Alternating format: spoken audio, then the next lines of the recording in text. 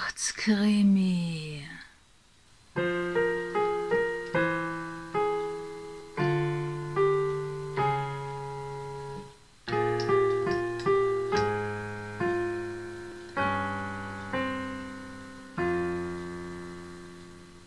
Teil 13. Was bisher geschah. Micky war zum Mittagessen da.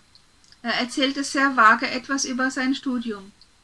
Es fand ein geheimnisvolles Treffen in der Garage statt, wo Erwin Benediktas Kleidung in 3 blauen Müllsäcken gefunden hat. Er hat nichts dazu gesagt. Laura kommt zurück ins Haus. Erwin verlässt das Schlafzimmer, von dem aus er das Geschehen an der Garage beobachtet hat, und gähnt herzhaft, als hätte er ein Nickerchen gemacht. »Oh Papa«, sagt Laura und geht an ihm vorbei ins Wohnzimmer. So ganz beiläufig sagt sie, wohl in der Erwartung, dass er ihr folgt, was er auch tut. »Bildhauerei ist toll. Ich hätte so etwas auch studieren sollen, aber ich kann später auch alles von Micky lernen und mich aufs Geldverdienen konzentrieren, denn das werden wir wohl brauchen.« Erwin schenkt sich einen Birnenschnaps ein. »Oh, gib her«, sagt Laura.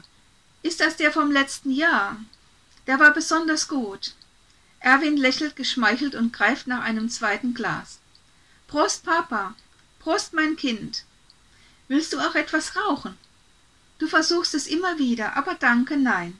Seit Hanna ein rauchfreies Haus will, habe ich es mir abgewöhnt und dabei soll es auch bleiben.« Während Laura hinausgeht, denkt Erwin mit Wehmut an seine Freundin Benny. Wie gern würde er jetzt mit ihr hier sitzen und lachen und eine schöne Flasche seiner konservierten Birnen vertilgen. Ja, das wäre sie wert. Sie hatte immer gut eingekauft und er hatte immer den Verdacht gehabt, dass sie damit irgendwo auf einem Wochenmarkt einen Stand betrieben hatte. Was wohl nun aus ihrem Haus werden würde? Ob ihr Sohn schon etwas mitbekommen hatte, dass sie fehlte? Er unternahm einen kleinen Spaziergang zu dem Haus, in dem sie gewohnt hatte. Der Himmel war klar und der Schnee duftete nach Winter. Er musste vorsichtig gehen, um nicht auszurutschen. Nicht jeder hatte geräumt, aber sie hatten da so einen Konsens unter Nachbarn, und wenn einer den Schnee zu schön fand, um ihn wegzuschieben, dann blieb er liegen. Bald wird es dämmern. Die ersten Lichter brennen schon und erleuchten die Fenster. Erwin schlendert die vom Schnee verzauberte Dorfstraße hinunter. Vor Bennys Haus bleibt er stehen. Die Fenster sind dunkel, die Rollläden oben. Alles ist still. Während Erwin vor dem Haus steht und nostalgischen Gedanken nachhängt, kommt es ihm auf einmal vor, als würde hier etwas nicht stimmen.